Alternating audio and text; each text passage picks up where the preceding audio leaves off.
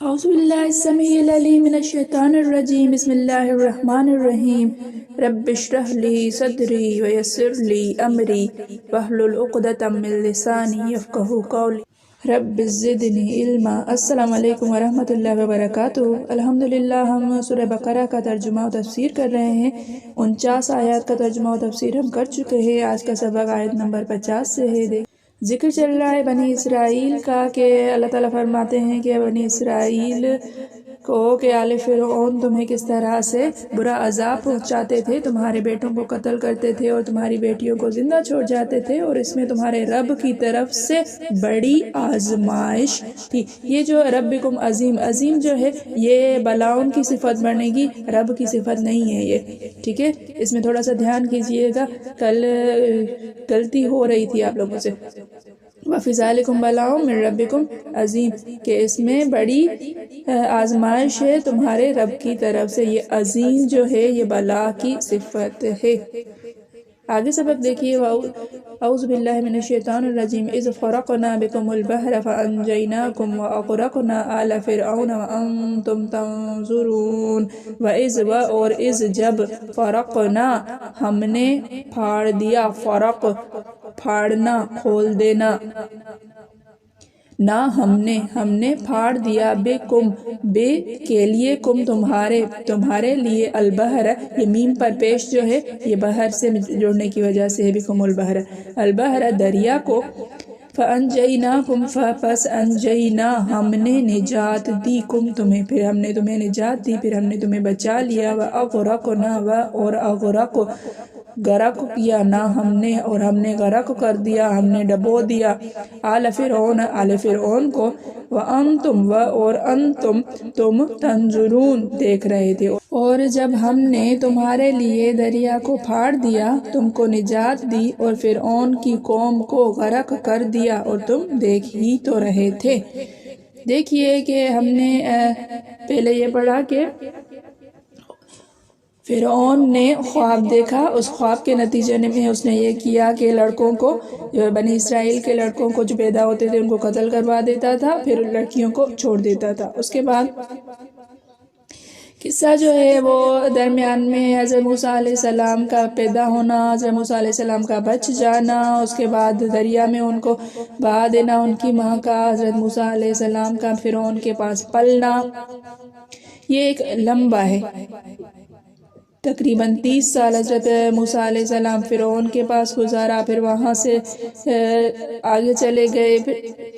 اب یہ ساری چیزیں جو ہے ہم آگے انشاءاللہ سورہ شعراء میں، شاید سورہ شعراء میں یہ پوری تفصیلاً پڑھیں گے۔ ابھی چونکہ آیتیں بھی درمیان سے ہیں تو ہم اسی واقعے کو کور کرتے ہوئے چلتے ہیں۔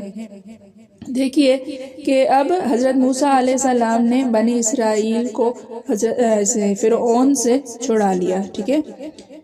بیچ میں کیا کچھ ہوا انشاءاللہ ہم آگے پڑھیں گے۔ آگے فرمایا ہے کہ ہم نے فرعون سے تمہیں بچا لیا، تم موسیٰ کے ساتھ شہر سے نکلے اور فرعون تمہیں پکڑنے کو نکلا تو ہم نے تمہارے لیے پانی کو پھاڑ دیا اور تمہیں اس میں سے پار اتار کر تمہارے سامنے فرعون کو اس کے لشکر سمیت ڈبو دیا۔ یہ دیکھو، اذ فرقنا بکم البحر فانجیناکم واغرقنا آل فرعون وانتم تنظرون۔ یہ واقعہ ہو رہا ہے کہ جب حضرت موسیٰ علیہ السلام نے بنی اسرائیل کو ساتھ لے کر نکلے وہاں سے اور پھر فرعونیوں نے ان کا پیچھا کیا، تو یہ وہ واقعہ چل رہا ہے۔ سامنے آئے تو دریائے نیل تھا، دریائے نیل اچھا خاصا بڑا جو ہے وہ دریا ہے۔ فرمایا ہے کہ میں نے فرعون سے بچا لیا تمہیں، تم موسیٰ کے ساتھ شہر سے نکلے اور فرعون تمہیں پکڑنے کو نکلا تو ہم نے تمہارے لیے پانی کو پھاڑ دیا اور تمہیں اس میں سے پار اتار کر تمہارے سامنے فرعون کو اس کے لشکر سمیت ڈبو دیا۔ ان سب باتوں کا تفصیل وار بیان انشاءاللہ سورہ شعراء میں آئے گا انشاءاللہ، میں نے پہلے بھی آپ کو بتایا۔ اب جب حضرت موسیٰ علیہ السلام بنی اسرائیل کو لے کر نکلے اور فرعون کو خبر ہوئی تو اس نے کہا کہ جب مرغ بولے تب سب نکلو اور سب کو پکڑ کر قتل کر ڈالو۔ رات کو یہ لوگ نکل گئے تو فرعون نے کہا جب صبح مرغا بولے گا نا، صبح ہوگی، اذان دے گا مرغا، تب ہم نکلیں گے، تب جا کر ان کو پکڑ کے قتل کر دیں گے، یہ کوئی ہمارے لیے اتنی بڑی بات نہیں ہے۔ لیکن ہوا یہ کہ اس رات اللہ تعالیٰ کی قدرت سے صبح تک کوئی مرغا نہ بولا۔ مرغ کی آواز سنتے ہی، اب دیر سے جو ہے وہ صبح کو مرغا بولا تھا، آواز سنتے ہی فرعون نے ایک بکری ذبح کی اور کہا کہ اس کی کلیجی سے میں فارغ ہوں، اس سے پہلے 6 لاکھ قبطیوں کا لشکر جرار میرے پاس حاضر ہو جانا چاہیے۔ چنانچہ حاضر ہو گیا۔ اب جب تک وہ جو ہے وہ ناشتہ تناول فرما رہا ہے کلیجی کا، تب تک فوج تیار ہو کر 6 لاکھ کی فوج تیار ہو کر آ گئی، اور یہ ملعون اتنی بڑی جمعیت کو لے کر بنی اسرائیل کی ہلاکت کے لیے بڑے قروفر سے نکلا اور دریا کے کنارے انہیں پا لیا۔ اب آگے دریا، پیچھے یہ فرعون کی فوج۔ اب بنی اسرائیل پر دنیا تنگ آ گئی، پیچھے ہٹیں تو فرعونیوں کی تلواروں کی بھیٹ چڑھیں، آگے بڑھیں تو مچھلیوں کا لقمہ بنے، دریا ہے، دریا میں مچھلیاں ہیں، ڈوب جائیں گے، اب جائیں گا۔ تو اس وقت حضرت یوشع بن نون حضرت موسیٰ علیہ السلام کے بعد نبی بنے ہیں، تو یہ حضرت موسیٰ علیہ السلام کے ساتھ ساتھ ہوتے تھے۔ یہ وہی حضرت یوشع بن نون ہے جو حضرت خضر علیہ السلام کے پاس جب جا رہے تھے حضرت موسیٰ علیہ السلام، تو ان کے ساتھ جو غلام کا ذکر ہے نا کہ ان کے ساتھ تھے، تو یہ یوشع بن نون تھے۔ تو حضرت یوشع بن نون نے کہا کہ اے اللہ کے نبی، اب کیا کیا جائے؟ آپ نے فرمایا حکم الہی ہمارا رہنما ہے۔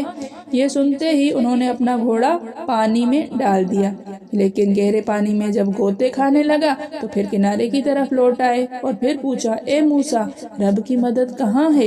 ہم نہ آپ کو جھوٹا جانتے ہیں نہ رب کو۔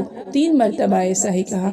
اب حضرت موسیٰ علیہ السلام کی طرف وحی آئی کہ اپنا عصا دریا پر مارو۔ عصا مارتے ہی پانی نے راستہ دے دیا اور پہاڑوں کی طرح کھڑا ہو گیا۔ اب دونوں طرف پانی یوں کھڑا ہو گیا ہے، اس طرف بھی بڑا پہاڑ بن گیا ہے، اس طرف بھی پہاڑ بن گیا ہے، اور درمیان میں راستہ بن گیا ہے۔ پانی یوں اوپر کھڑا ہو، ایسے نہیں ہے کہ ہٹ گیا ہے، پانی اوپر کی طرف کھڑا ہو گیا ہے۔ حضرت موسیٰ علیہ السلام اور آپ کے ماننے والے ان راستوں سے گزر گئے۔ انہیں اس طرح پار اترتے دیکھ کر فرعون اور فرعونی افواج نے بھی اپنے گھوڑے اسی راستے پر ڈال دیے۔ فرعون نے کہا یہ میرے حکم سے جو ہے وہ ہوا ہے، چلو۔ پوری 6 لاکھ کی فوج کو لے کر یہ دریا میں اترا ہے اس طرح راستے پر۔ جب تمام کی تمام فوج پانی میں داخل ہو گئی ہے، یہ راستے میں داخل ہو گئی ہے، پانی کو مل جانے کا حکم ہوا۔ پانی کو ملتے ہی تمام کے تمام ڈوب مرے۔ بنی اسرائیل نے قدرت الہی کا یہ نظارہ اپنی آنکھوں سے کنارے پر کھڑے ہو کر دیکھا تھا، جس سے وہ بہت ہی خوش ہوئے۔ اپنی آزادی اور فرعون کی بربادی ان کے لیے خوشی کا سبب بنی۔ اب یہ بھی مروی ہے کہ یہ دن عاشورے کا دن تھا، یعنی 10 محرم کی تاریخ تھی۔ حضور صلی اللہ علیہ وآلہ وسلم جب مدینہ شریف میں تشریف لائے تو دیکھا کہ یہودی عاشورہ کا روزہ رکھتے ہیں۔ پوچھا کہ تم اس دن کا روزہ کیوں رکھتے ہو؟ انہوں نے کہا اس لیے کہ اس مبارک دن میں بنی اسرائیل نے فرعون کے ظلم سے نجات پائی اور ان کا دشمن غرق ہوا، جس کے شکریہ میں حضرت موسیٰ علیہ السلام نے یہ روزہ رکھا۔ آپ نے فرمایا تم سے زیادہ حقدار موسیٰ علیہ السلام کا میں ہوں۔ پس حضور صلی اللہ علیہ وآلہ وسلم نے خود بھی روزہ رکھا اس دن اور لوگوں کو بھی روزہ رکھنے کا حکم دیا۔ اس سے پہلے رمضان میں روزے یا کسی اور روزے کا کوئی تصور نہیں ہوتا تھا، بس یہی ایک روزہ جو ہے وہ یہ بھی مدینہ آ کر رکھا گیا، اور پھر اس کے بعد دوسرے سال روزے فرض ہو گئے تھے۔ اس سے پہلے روزے نہیں رکھے جاتے تھے 13 سال تک۔ اب یہاں تک ہم نے پڑھا ہے۔ انشاءاللہ ہم جو ہے اگلی آیت پھر نیا ٹاپک شروع ہو رہا ہے، تو یہی بنی اسرائیل کا چلے گا، لیکن بات آگے نکلے گی، ہم پڑھیں گے۔ آج بھی کلا اتنا اچھا نہیں ہے، لیکن گزارا کیجیے اللہ تعالیٰ ہم سب کا حامی و ناصر ہو، اللہ تعالیٰ ہمیں دین کے علم کو حاصل کرنے کی توفیق عطا فرمائے۔ اللہ تعالیٰ ہم سب کو دین کے علم کے لیے چن لے۔ اللہ تعالیٰ قرآن کو ہمارے حق میں حجت اور دلیل بنائے، قرآن مجید کو ہماری قبر کا نور بنائے۔ جب ہمیں قبر میں اتارا جائے تو قرآن مجید نور بن کے ہماری حفاظت کے لیے قبر میں موجود ہو۔ اللہ تعالیٰ سے دعا ہے، اللہ تعالیٰ سے دعا کرتے رہا کیجئے کہ اللہ تعالیٰ دنیا و آخرت کے تمام معاملات میں آسانی فرمائے۔ السلام علیکم ورحمۃ اللہ وبرکاتہ۔